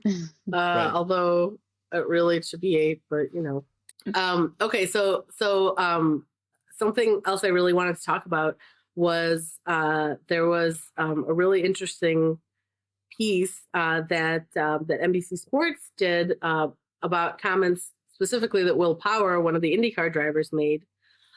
But these are things you hear from IndyCar drivers literally all the time. And this was just that there was some press event or something, and there were, people there, and he and Will Power, if people don't know, he won the championship in IndyCar last season, and he's been there a long time, and he's won races, and I can't remember, I don't know if he's won other championships, but he may well have. And yes, that is his real name. Will Power. It's a great name. But he said talking about IndyCar, he was like, it's so tough, an amazing field, the toughest field in the world. People need to know it, especially compared to Formula One. And yeah, this was a few days ahead of the Detroit Grand Prix. I guess I shouldn't say it should be Detroit Grand Prix for the American for the American racing, probably. Grand Prix. There we go. Yes. All the angry French emails are gonna get. Lean into it. He was like, Formula One's a joke as far as competition, but not as far as drivers. They have amazing drivers, and I feel sorry for them that they don't get to experience the satisfaction that we do with our racing, because that is the top level of open wheel motorsport. And, he was basically saying that they don't get to experience that, what we have, where technically speaking, anyone can win on any weekend. Yes, there are people who are still more the front runners, but it's more because they're experienced, or they're in the bigger teams that have more engineers and more strategists and more experience and maybe more whatever, so they have an advantage in that way. But it's a spec series. They have there's some stuff that teams can change, and there's development with what's called the dampers. I have no idea what they do, but that's the only thing you can develop on an Indy car. And then there's other things, whatever, again, strategy and whatnot. But yeah, it's it's got that parity element that Formula One, of course, doesn't have. And I thought it was interesting because on the one hand, I'm always like, when IndyCar drivers talk about that, I kind of hand wave it away most of the time, because I'm like, they're just 2 different products. You're never going to have that in Formula One. Like, that's just not where Formula One is. It's this, engineering arms race, and that's kind of what it's always been, and that's the DNA of Formula One. And I think that people would object to changing that. I thought about it, and I thought, because he was like, yeah, imagine if like all of them were in a Red Bull, how cool that would be. And of course, on the one hand, I was like, yeah, that would be really cool. To what extent, though? Like long term, you could argue that how each car has to be made from scratch is what makes it so special. Right. Right. And Right. while I would love to see parity, I think seeing teams and cars develop over the years and make advancements and improvements to the car as the weeks progress, like the manipulation that happens in the press between teams, like I think that's what makes it so interesting. And a lot of people were like, oh, well, it's not interesting because like, oh, Lewis won, 7 out of 8 years and Mercedes won 8 straight constructor champions and now Red Bull's beating everybody. But yeah, there's so much else going on besides Max Verstappen winning by 30 seconds every race. There's so much stuff happening in between. And if you're only focusing on first place, then like you're watching the wrong sport. Yeah. Right. I mean, and that's how do you feel about it, Tasha? I mean, I agree. I think the whole point of Formula One is the engineering meets, these really highly skilled drivers. I agree that I can imagine that they don't all feel like they're able to compete, to their fullest advantage, their fullest capability. But again, that's kind of the DNA of the sport. Like, did your team out engineer another this week? Probably not, So it's like you kind of are at the mercy of the car that you're in a sense. But yeah, I mean, part of me feels like for like the American audience, I think, we love highly competitive sports in general. So I think this is like a gear. We have to like kind of change gears a little bit when we watch Formula One to like not expect to see what we see in every other sport. And to me, that is the appeal, is that, we can't expect that every sport in the world is like IndyCar or like, what we're used to. So yeah. Yeah. And I mean, realistically speaking though, even in like American sports that people here are used to, there's still, it's like there's not parity between every baseball team or every football team or every, or every NBA team, there's, if we're being honest, there's, it's different in the sense that, that they're not working with any kind of the motorsport is unique that way, that because they have all this equipment. They're not just, dribbling a ball or throwing a ball, which you could say anyone could potentially do as well as anyone else if they practice and are really good, But I think also the next few years is going to be very interesting because when they instituted the cost cap, we didn't see results immediately. But I think over the next few years, we are going to see a little more parity specifically because we're starting to see, especially like in the last few weeks, other teams are offering, for instance, they're signing away people from Red Bull by offering them like twice what their salary is. And like, McLaren just signed away someone, a big technical person at Red Bull. And I think the rumor is that he was offered like twice of what he's making. And we're going to see, and we're going to see the smaller teams willing to sacrifice somewhere in their budget to peel away like talent from the bigger teams. And because of those cost cap rules, Red Bull can't keep all of those people. Yeah. And we're eventually going to see cars that are possibly on a more level playing field. Yeah. I mean, we're already like, for people need to kind of keep in mind that has already sort of happened this year. If you remove Red Bull again, I mean, that's they're like an outlier. Yeah. This with their level of dominance this season, and that they might win every race, and it could happen. But it's if you take them out of the equation, everyone's very close. Yeah. They've gone and done the thing, and like I think that people, I think that when IndyCar drivers like Will and others talk about the fact that Formula One is boring or that it's not, because who's going to win every weekend, or I mean, like you said, James, there's so much other stuff going on, beyond that. And then I think there is, again, it's just a different product. The drivers would every driver who's driving in Formula One like to have the chance to win every weekend? Sure. Right. But do they want to have the chance to win every weekend at the expense of their multi-million-dollar salaries and their very, very cushy, positions kind of in the way that they're, some of them don't want to be international superstars. Actually, I guess most of them don't, to be honest. But, I don't think they could, if they wanted, again, if they wanted parity, if they wanted competitiveness where the driver makes most of the difference, they could go drive an IndyCar. They could go drive in some other, in some other capacity. Yeah. Where there's a reason they're there. It's not as sexy. Exactly. I mean, it's just not. I'm sorry, IndyCar. Like, and I love IndyCar, and I appreciate what those drivers are doing, and they're also very talented. But I mean, the reality is the reality. Like there was recently, there was this driver, an American driver, Scott Speed, also his real name. Yeah, made to be a racer. Yeah, I mean, you can't really have any other kind of job with a name like that, right? That's just, you can't. He's like people get excited about that now. I don't get excited about Logan Sargent. I'm sorry.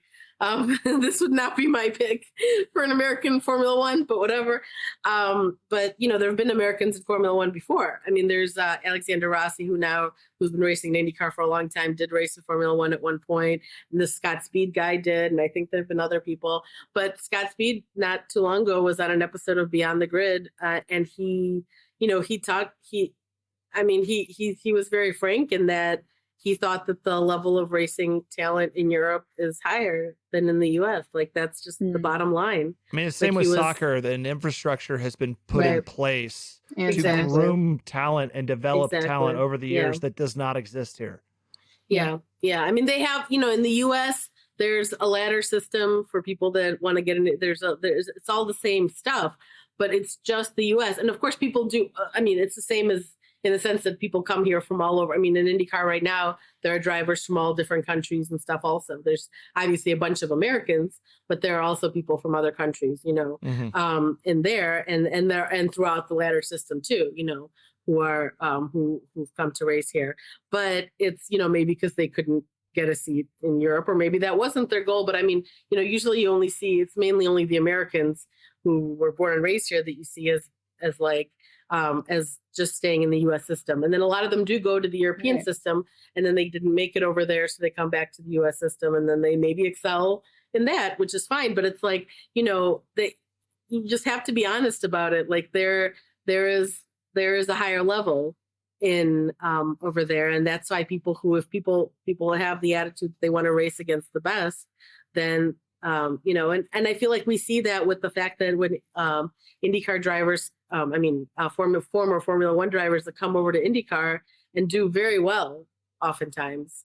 I'm not aware of someone having done the opposite, and that may well have happened, and I don't know about it, and it could happen in the future. I mean, there was a lot of talk about Colton Herta was possibly going to come to F1, and Alex Palou, who is a former IndyCar champion and who's leading the championship there right now. He's on McLaren's test program, whatever. He's driven in an FP1 session, I think, last year, and he probably will get the chance to do that again. He did pretty well, as I recall. He'll probably get the chance to do that again. So there are people like that could also. We don't see that as much. We see, it's typically like an F1 driver who couldn't maintain a seat in F1, or for whatever reason, like, Romain Grosjean has, been killing it in IndyCar. And although he did not kill it yesterday. No, he did not. Yeah, I know. I heard about that. Unfortunately, DNF. He was in 7th, and he DNF'd with 15 laps to go. I felt so bad for him. Yeah, no, it was probably, I'm sure he's, hate to say, but not an unusual occurrence for him in his IndyCar career. He's had some bad luck in IndyCar so far. Yes. Yeah. Exactly. The man likes a wall, yeah. Yeah, he really does. And I think it's okay to say that since he's still with us, that he that crashed was, out of the 500 too, correct? Yeah, he did. I think but that caused it does happen a lot. At the 500, still, to be fair, but but he's crashed out of other. This is not that his race. First. I think I would lose my mind to complete 90% of that race and then crash. I think I would actually just get out of the car and scream. I know. I'd be like, "That's it. I'm done. I'm out of here. Bye." Oh yeah, people talk about how not winning is horrible. I can't imagine go, when it's and they seem to all get over it somehow, but but I think so far this year in Formula One, it's been more exciting than a lot of people people don't believe. It's a different way of looking at it. Yeah, it's a different way of looking at it. And also we're like seeing 3 different battles right now. We're seeing, before Miami, we were seeing the battle within Red Bull between Checo and Max. And now it's clear that Max like seems to be pulling away with the championship. And then we see the battle for 2. And then we see the battle for 5. And they're all those 2 and 5 are pretty close right now. Those battles. And I think those will continue to be really exciting, battles to watch throughout the season. Yeah. I mean, I think that people also forget like there's a lot to be said still for the drivers may not they know they don't have a chance to win every weekend, but if you can extract more from your car than someone else with the same car, there will be potentially rewards for you in your future career. We saw what someone like George Russell was able to do in a Williams, and that's why he is now at Mercedes. And that happens with other, it's not always but you make a move up to a bigger team. You go to and eventually the thing people say in Formula One is that like, well, the best drivers get the best cars, and like that is sort of a fact. Like it's not usually, sometimes you'll have the other guy on the team who may not be the best driver and also has the best car, but usually there's going to be one person or maybe both on a team that it's not an accident, that the drivers who are the best drivers tend to be in the team with the best car or one of the better cars. Like they've earned that position. And so I think that it's just a different type of competitiveness.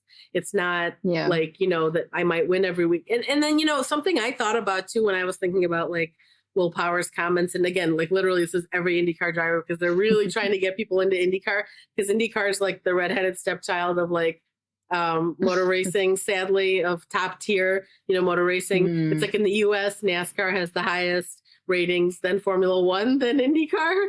So it's like really sad for IndyCar, and it's kind of undeserved, but they just don't do a good enough job marketing the series, in my opinion. But one of the, like, I think like this ain't it. Like this isn't the way to, like, if you want to emphasize that you're different to Formula One, you should, but they don't actually put that in any of their marketing or any of their stuff ever. It's this is like stuff that the drivers say.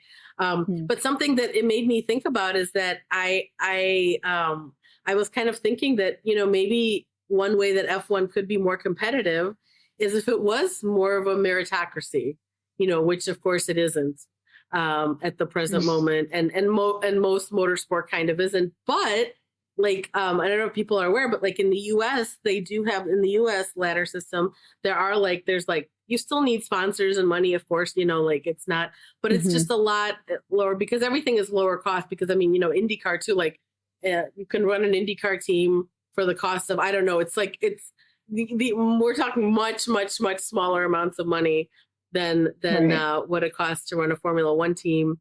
And, partially because it's a spec series, obviously it's a big part of it, but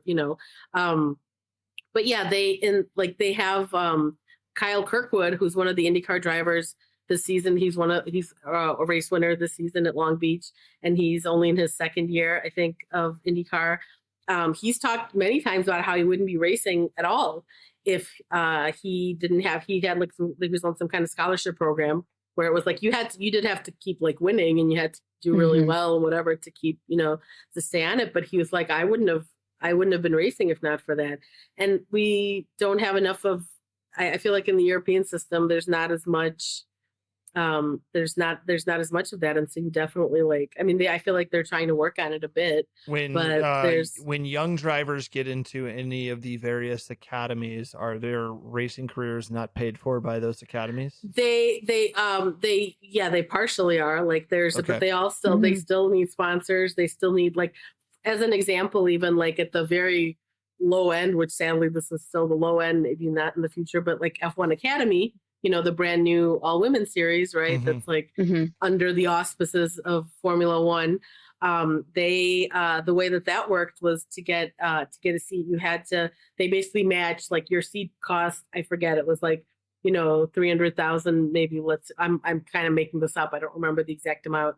300,000, so they had to bring 150, and then they would get the other 150 matched by the team or the whoever, I can't remember. So you had to bring money even for that. And that's throughout racing, like people do, that's something that you have to, yes, if you're in an academy or whatever, they do help you. It's not just money that they help you in other ways. You get an opportunity to maybe go to an F1 weekend. You get to go to the factory. You get to maybe meet engineers. It's a lot of stuff that, so a lot of the time they provide opportunities for training and other things like that, maybe you'll get to go in the simulator, maybe you'll get to go, stuff like that.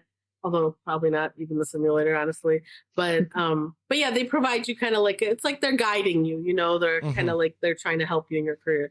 And yeah, there is money, in that. But you still, it's not enough. FYI, they still need you need sponsors. You need if people have their own money, then that's great. The joke about Lando Norris was always that he was a paid driver that just happened to be good. Because but it really made me think that like maybe that's for maybe a little bit one of the issues too, because you can say that it's the 20 best drivers in the world, doesn't make it true. Is it the 20 best? Is Lance Stroll one of the 20 best drivers in the world? I don't know. Yeah, great question. You will say he has proved himself at every level and has had success at every level. So like, and it's not like he's finishing 19th and 20th every race. He is competitive, but he was given the resources at a young age to develop those skills that other kids weren't. Right. It's like Malcolm Gladwell talks about this all the time. Like you get the access to training and resources at an early age, and that success begets more special training and resources as you get older, and your growth is exponential compared to someone who is trying to train themselves. Yeah, for sure. Absolutely. And but I do think this season it's obviously a big talking point. How can we make things more competitive? I think part of the problem though is a lot of all the commentary about the season is just like why are all the pundits and all the people, like, why these are people who have in many cases been covering F1 for a long time, so they are aware of what Formula One is, and yet there's still that narrative of like, the whole Checo could challenge for the championship narrative was completely ginned up by people out of wishful thinking, out of wishful thinking that somebody could challenge Max. I'm like, I don't care. Like, this season's kind of a wash. Yeah. But like, as you were saying earlier, James, like that's the thing with Formula One is that it's more of a longer process. Like next year, things could be different than the year after that, maybe even more so. We'll see if their dominance can continue. Since you guys have probably a better idea of the longer history of Formula One, we're experts now. Thank you. So as experts, can you I was being sarcastic, but can you point to a period in Formula One where there was something close to true parity, where it wasn't a team dominating week in, week out, year after year? I mean, there have been seasons where there was more, even like people are keen to make the comparison, in recent history to Mercedes' dominance, in the years that it was very dominant. But there people who have, run the numbers and all that, whatever, will still tell you that it wasn't as great as the Red Bull dominance is, because just the difference in what, Lewis was also, there were some of those championships that he won by, not halfway through the season, but also like, the season wasn't even over. He'd already won the championship, numerically speaking, and that did happen. But, it's, there've been, there's like I think 2012, it was a famous season where it was like, there were 6 different, it was like it was IndyCar, the first like 6 races or whatever, there were like different winners or something, or it was, I can't remember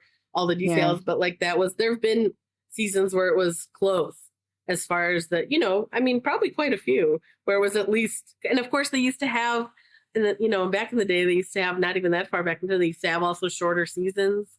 So it was more, they'd have like 17 race seasons or 14 or like something, or even less when you start going further back. Yeah, I'm looking at the list right now. Like you start all the way back and it's like in late 50s, it's like 9, 10, 11 races a year. Exactly. Then you get the 70s, it's like 12, and then it goes up to 15. Yeah. Throughout the 80s, it's 15 or 16. Yeah. So yeah, it's definitely a shorter season. So there was, and it's like, that's one of the other things that I do I have to say, I do respect Max for this. When he says that, people are like, oh, you're going to, you've already gotten however many wins, and one day he could have, maybe one day he'll have more wins than Lewis. It could happen, but he does. I mean, not that they've said that, but they, they're like, oh, how do you feel about that? And he's like, oh, I mean, it is what it is. I don't really care about that stuff. But I believe him too. He does not care. He's not really that. He will defend a position on the track with his life, but he doesn't care whether or not he's already won the championship or whatever, but he actually doesn't care as much about the other thing. Then he's like, well, now we have so many more races, and it's not really fair to compare. Would we have, how many races would Alan Prost have won, or whoever, if they were racing at a time when there were 23 races, right? They might have won more races too. But it's definitely like people are acting a little bit like this is something that's like never happened in Formula One before, which is ridiculous. And so I do wonder if some of that is them trying to like pander to like our like these like people like us who are New York. But I'm already. You look at the. I'm not concerned about it. You look at the. I'm not concerned about it. The list of champions from 1979 to 2004, with the exception of 1 year when Benetton won, and if I'm saying that right, in 1995. Yes, you are. With the exception of that year, from 1979 to 2004, the champion was either Williams, McLaren, or Ferrari. Yep. So what we're seeing now is no different than what we've seen in the majority of the history of the sport, right? Yeah. So I don't know, honestly, who they're talking to. I guess they might be trying to talk to like the people who are newer fans, or honestly, sometimes just themselves. Like during the 2021 season, that was one of my pet peeves, other than how it ended. But even throughout the season, I was highly irritated by the way that they were like just salivating at the prospect of someone winning who wasn't Lewis. Just like there was this like frenzy of like, oh my God. And so like they were bigging him up more than, I mean, they continue to do that for some bizarre reason, even though he's won quote unquote 2 championships, and that's a separate matter.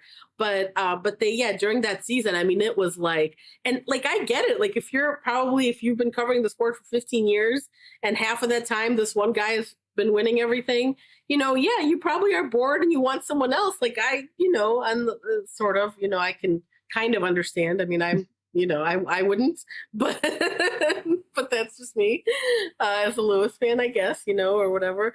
But yeah, if you're, and like the same guy keeps winning, I'm sure it can feel a certain way. But that's why, like this season, I'm like, what have you all forgotten? Like what this actually is? What this? It just seems so manufactured. I feel like they kind of they manufacture this frenzy that doesn't need to happen. I feel like in some ways I wish that they would like it feels like they don't want to report on the sport as it is, and they want to make it something that it's not. Yes. And it's like just all embrace the fact that time. it's boring. It's a long game. It's not, you know what I mean? Like it's not something that's going to be different overnight. And I feel like the fact that they have this new influx of eyes on them, they maybe feel like this pressure to always make it entertaining, always make it, and in some sense, us Americans, we kind of get blamed for that, like, oh, it's for the Americans, it's Americanized, and I'm like, I'm coming in like, I actually just thought it was cool the way that it was. Like, you don't have to actually change it. You don't have to add fireworks. You don't have to add driver all this intros. extra stuff. Yeah, you don't have to do driver intros. Oh my God, please, none of that. I mean, I still liked it anyway. We don't need a Will.i.am Formula One track. Put him back in his cryogenic chamber. You don't need that.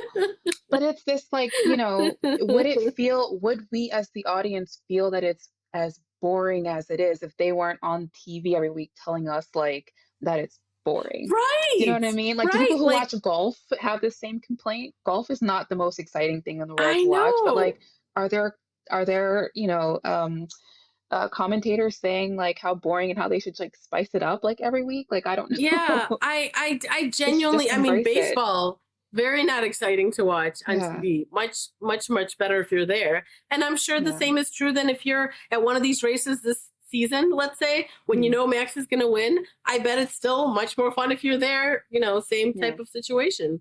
And it's like they keep when you repeat something over and over and over, like we were talking about George being so good at this, like he repeats things over and over and then it becomes the truth. That's what they've done with this. It's like, and I don't know why dominance is going to happen in the sport. So it's like, instead of acting like that's the cardinal sin of Formula One, why not embrace that? Like, you have so many dynasties essentially that have happened within the sport. Why not embrace that instead of acting like winning is a bad thing and, like, there's something wrong with that one team that's winning versus all the other teams that aren't engineering well enough to catch up to them. Like, that's the part where I'm just like, maybe we should frame this differently. And then I don't know, I'm actually also interested in when ESPN gets in the game, because they'll be taking over coverage as well. So I'm curious, I think starting next year. Okay. So I'd be curious to hear how I didn't even hear about that. Yeah.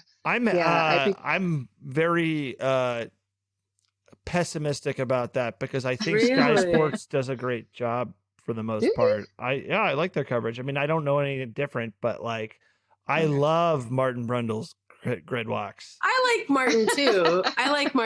Martin's good, but I mean, he's cringy sometimes, like, with the celebrity stuff. Yeah. Like, I wish if he focused just on, like, the team principles, and, like, I like when he talks to people who are like actually enthusiastic. But, like, when he's just, like, randomly going up to, like, somebody from a TV show who he has not watched, I'm just like also that's like the shtick. I love it. I love it. I want to see Martin Brundle covering everything. I want to see Martin Brundle at funerals. I want to see him at birthday parties. I want to see him going to farmers markets. Like, Martin Brundle is your friend. Yes, 100%. Yeah. Martin Brundle is your friend that walks into a party and is like, okay, who's cool here? Yeah, like, I think it's very entertaining. When in fact he actually doesn't care and doesn't want to be care. like, he's like, okay, who are you? What's your deal? Like, when he went up to Paulo Banchero and thought he was Patrick Mahomes, and then Paulo Banchero was like, oh no, I'm not Patrick Mahomes. I'm a very famous basketball player. And Martin Brundle was like, oh, I don't care, whatever. Let's keep going. Like, I think that's so entertaining to me. I don't know. I mean, it's people do think that's entertaining. That's why it has persisted. That's why, I guess it's a little better this season. I mean, there have been definitely those moments, the Jackie the famous Stewart moment in Miami was great. Well, that was funny. Yeah, that was funny. But, like, I mean, obviously there's that. I mean, I do like Martin's commentary a lot, but I probably will never be able to get over the Megan Thee Stallion situation, just because of the way that, and that was, a lot of that wasn't on Martin, so to speak. It was on, like, the fans that were like, oh, dare she not know who Martin Brundle is? They were like, people, I mean, that's just no. And that still is that conversation persists to this day, of, like, celebrities and influencers being brought to Formula One events as if this is the first time in history that this has happened. Again, people trying to pretend that it's something it's not. But that's how you get more people into the sport. You bring in people who aren't into it. Yeah. And, if they like it, they'll get into it. Flavor Flav was at the Detroit Grand wearing a Will Power t-shirt. It's great. Yeah. And he did do a little rap. No, they didn't ask him to. So Martin, take notes. Did he do fight the willpower? No, sadly, no. So that was a missed opportunity. So missed opportunity for sure. Yeah, there's your next video right there, I think, But it's we've given you a lot of homework here on this episode, and I hope that you I've been taking notes. I hope so. I hope you've been writing it down. Mine like a steel trap. Fabulous. Okay. I think that the one conversation that should be had, instead of like this pretending that Formula One is something it's not, is that maybe there are ways to create greater parity. That the cost cap was supposed to be a way to do that, right? And you could say it's done its job, because again, taking Red Bull out of the equation, it sort of has. Like, there's been people, it's very, very close. And even we're still in only the second year of this new regulation set.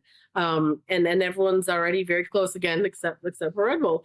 And it's like, maybe, that's something they can maybe think about, like, what can you do in a situation like this where one team has gotten it so right and others are far behind, and if you want to address that, what can you change? Like, I've heard people have interesting ideas about, like, the cost cap.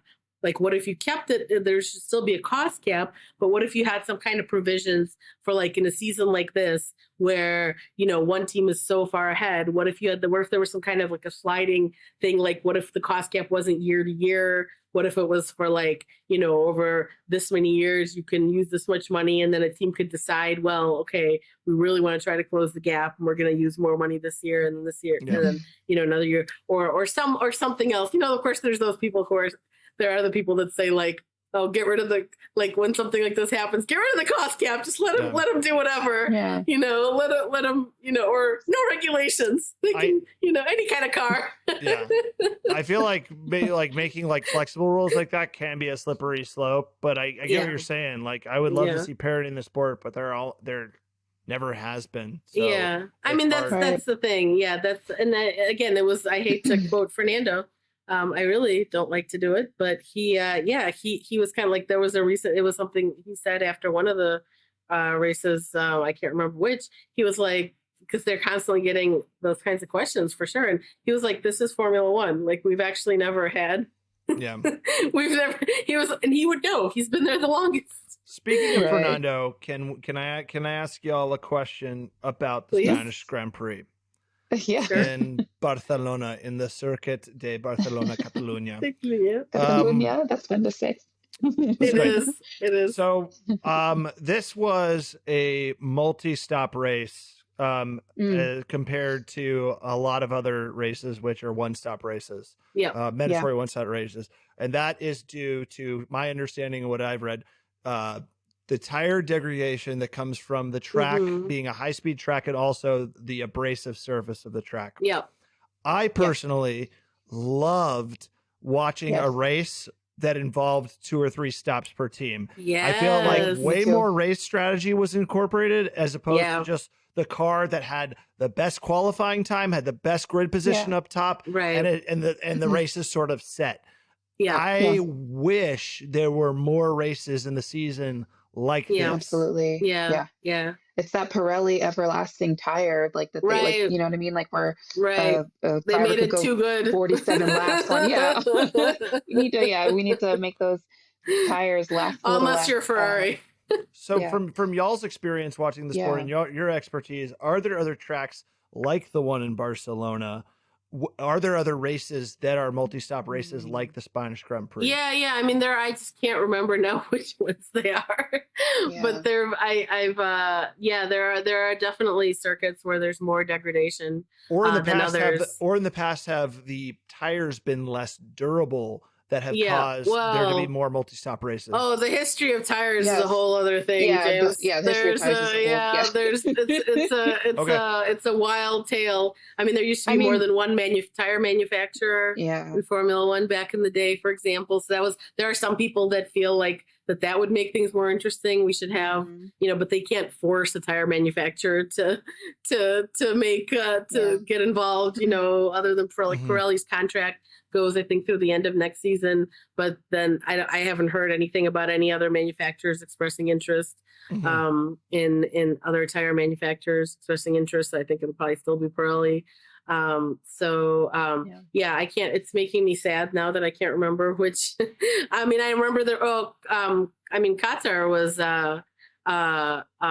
was several stops. Okay. As I recall, that was, and it wasn't on the schedule last year, right? But it was the year before. So that was, as I recall, that had more than one. I mean, I know there's other ones. I just can't think of them right now. So it does, and I agree. It's more interesing. It's way more interesting. It's way more interesting than watching, for instance, the race in Baku where Esteban Ocon and I think Hülkenberg were just riding it out, not stopping until the end of the race, hoping for a safety car to get a free stop to hold their position. That's a little boring to me. And doing that, I remember Ocon was holding up a DRS train of 5 cars just wanting to get by who couldn't. And they could not get past them. Yep, exactly. Well, Baku was just, not that. I mean, people. There was a lot of talk. I remember in the wake of that race where people were like, everyone's expecting something amazing out of Baku every time, but that's only because there've been accidentally interesting things that have happened there in the last couple of years. At the end of the day, it's still not. It's easier to pass than Monaco or than somewhere else. But that's still a low up there. bar. Yeah, right. Yeah. I mean, mainly and that's why, I mean, for me, Barcelona was, I think, maybe my favorite race so far of the season, just because we didn't have any safety cars. There were many stops, so all the it was all just on merit. We didn't Everything get any was on rain, merit. so there was no external, factors on the race. It was just racing from start to finish, and I felt that was probably one of my favorite ones to kind of keep up with the midfield and what was happening up at the front with Mercedes. And for me, that was probably the most exciting. And to your point, I think if we could see more stops in, more of the races, I think it would just be way more exciting because you get more of a strategy. If you can't beat certain cars on pace, can you beat them with different tire strategy? And it was interesting to see Ferrari falter basically because we already know they have high tire degradation as it is. So, seeing Charles not be able to even crack top 10 in what should have been a super fast car, but it's their car eats having tires to pit after 17 laps on hards. Ooh, which is crazy. Yeah. Brutal, I don't get that. Brutal. And then he said, then they put on, then they had, he was on hards again later. And then he said, then it was fine somehow. So they really, Ferrari is in the mud. They do not know what is going on with that car. It's so bad. I do not envy Ferrari fans right now, or maybe I guess ever. And I think you as a broad Formula One fan, just as a fan of the sport, you want Ferrari to be good because the better the most popular teams are doing generally in sports, the more people are interested. The people get really interested in the NFL when the Cowboys and the Raiders are good. People get really interested in basketball when the large market teams like the Lakers and the Knicks are really good. So I feel like it's beneficial to Formula One for Ferrari to be successful. If everyone would love that. If only they could. They just gotta get out of their way. Do you know what I've been thinking about Charles is that I do wonder, they're both him and Carlos, to be honest. I really do wonder, if they are. I mean, I'm sure they're doing their best, but I don't know anymore. Do you know what I mean? I feel like they've been kind of beaten down, right, by this car especially. That I'm not sure anymore if they're if it's got to affect your motivation, right? Well, it's everything. It's the car, it's the organization. I mean, every time they talk about the car, it's everything's upbeat. even though we clearly see what's happening is not, so it's like there's no but accountability they've been more happening. downbeat, and then there was like that thing that came over Fred Vasseur was kind of like almost like it was kind of like the car's fine, and the people were all that's like, what I mean. Like they project this upbeat, but it's like the car's not fine. You know what I mean? No, so it's but like that's Ferrari. That's their MO. Yeah. Right. And it's like, what James was saying earlier, like, everybody wants to race for Ferrari until you get there. And then it's like, oh, wow. You know what I mean? Like, never meet your heroes type of thing. So it's like, I feel like for Charles and Carlos, I feel like maybe right now, and maybe more so Charles, because I feel like it really means a lot to him to race for Ferrari. Yes. Like, I think he's just really feeling like it was maybe his dream, like all his life. Dream. And you see how like shell shocked he appears most of the time. Like just bewildered, maybe is a better term. Yeah. I think it's affecting him more than Carlos, even like you can tell he's just in a, like Tasha and I were talking about this last week. Because last year he was up in the points with Max. Like they were having a title fight this time last year. And this time now he's, not even able to like have a recovery race in a Ferrari. So it's like, I mean, it's crazy. Yeah, I'd be down. We're concerned about his mental health. We hope he's okay. Not to quote another podcast, but I was listening to P1 with Matt and Tommy earlier, and they were talking. I love them. You don't like them? Sorry, Anna. Well, I've never listened to them. I'm just kidding. I'm sure they're very good. They're great. They're great. And they were saying that their theory, it has to do with the trust between the drivers and the engineers and the team. Oh yeah. Like you can tell that's a big part of it. Yeah, they cite like Max and his engineer, and they're like as one. They always seem to be like on the same page. Like Lewis and Bono seem to be on the same page. Right. Ferrari will make a team call and the drivers will be like, why are we doing that? I think we should do this. And the team never listens to their suggestions, but they're the ones in the car. I know. It's which Carlos is like, on more than one occasion has just had to make his own strategy on the fly and just be like, I'm coming in for whatever tires because they don't. It's like, it's not good. It's not good. Yeah. It's not a good situation. They obviously don't have confidence in the pit wall at all. Like, I mean, last race or Monaco, Charles got that penalty because he wasn't told. Right. There was somebody Lando was coming behind him in the tunnel. So it's like, it's just little stuff like that like, it's a lot. The car is great for qualifying. And then you are getting stupid penalties for impeding because your engineers are not communicating. So I think that's where Charles is at. Like, just how do you make it better in a situation where everybody on every level is kind of. It's scary over there. It's scary. Not doing their job. All right. We should get to our tweet of the week.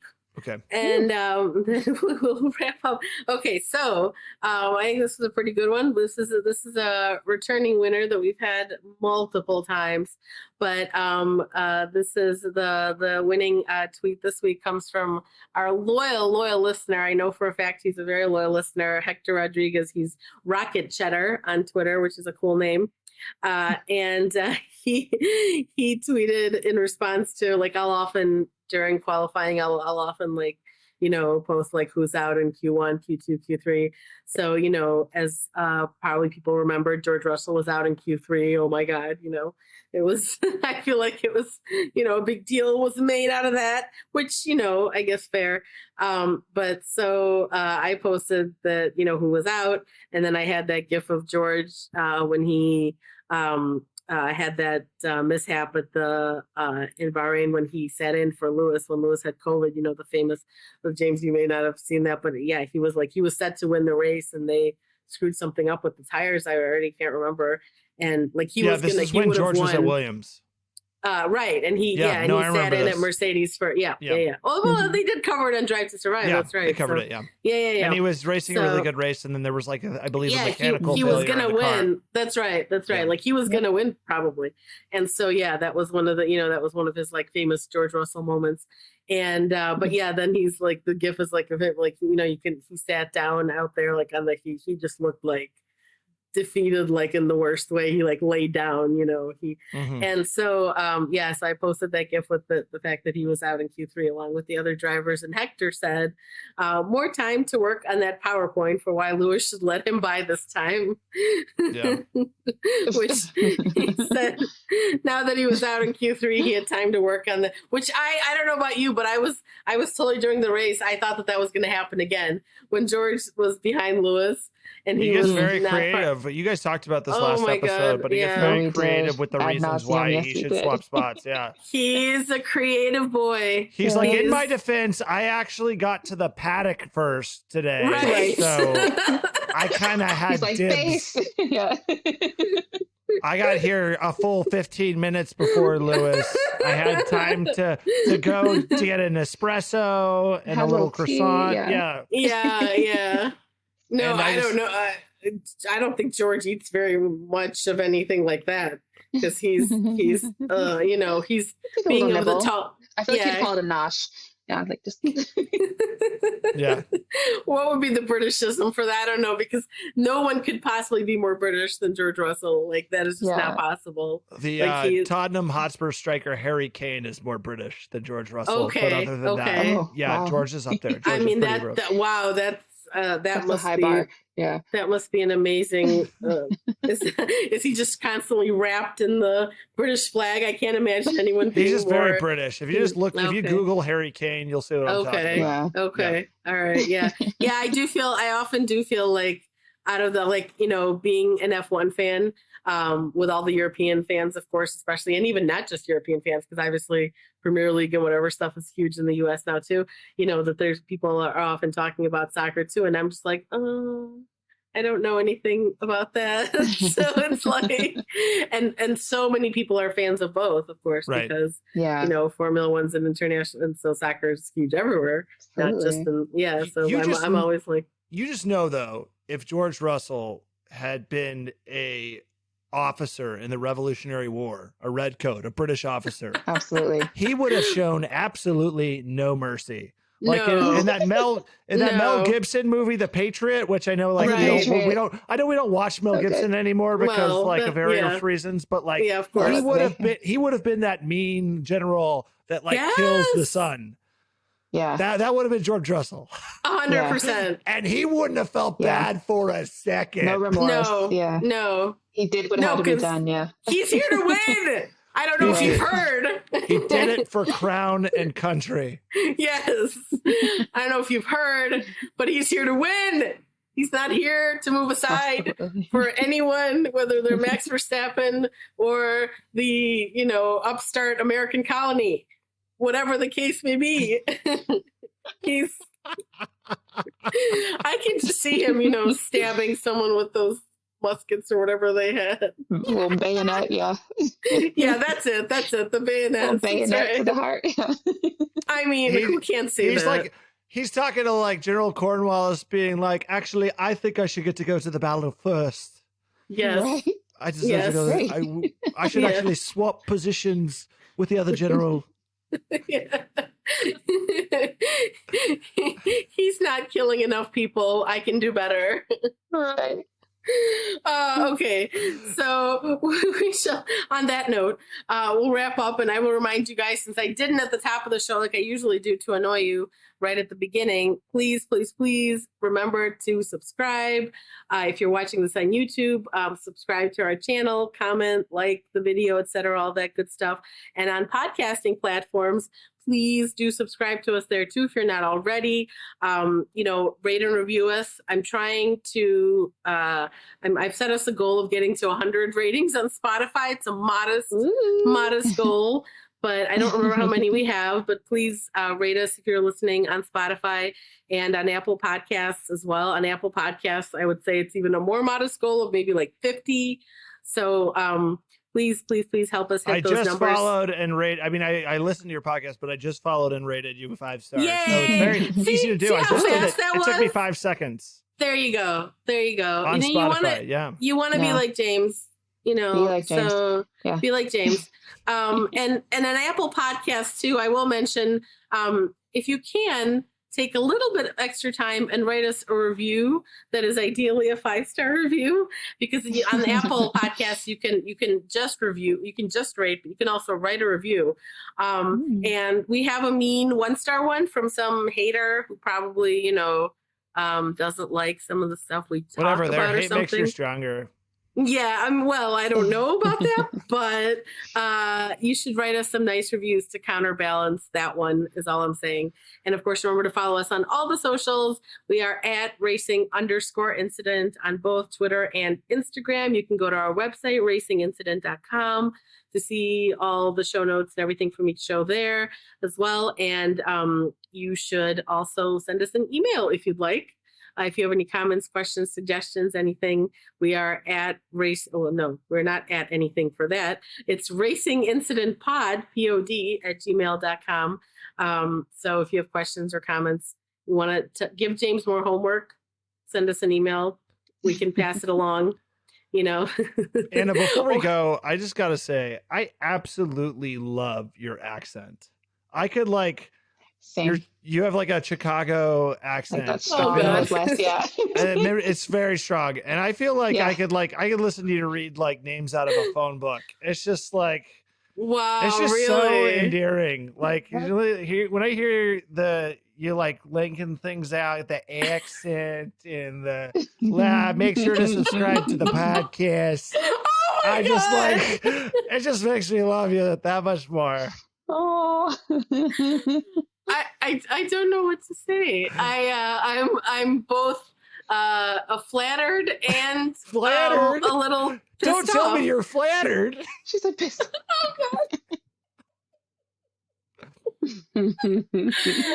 Oh no, I picked the wrong word there, didn't I?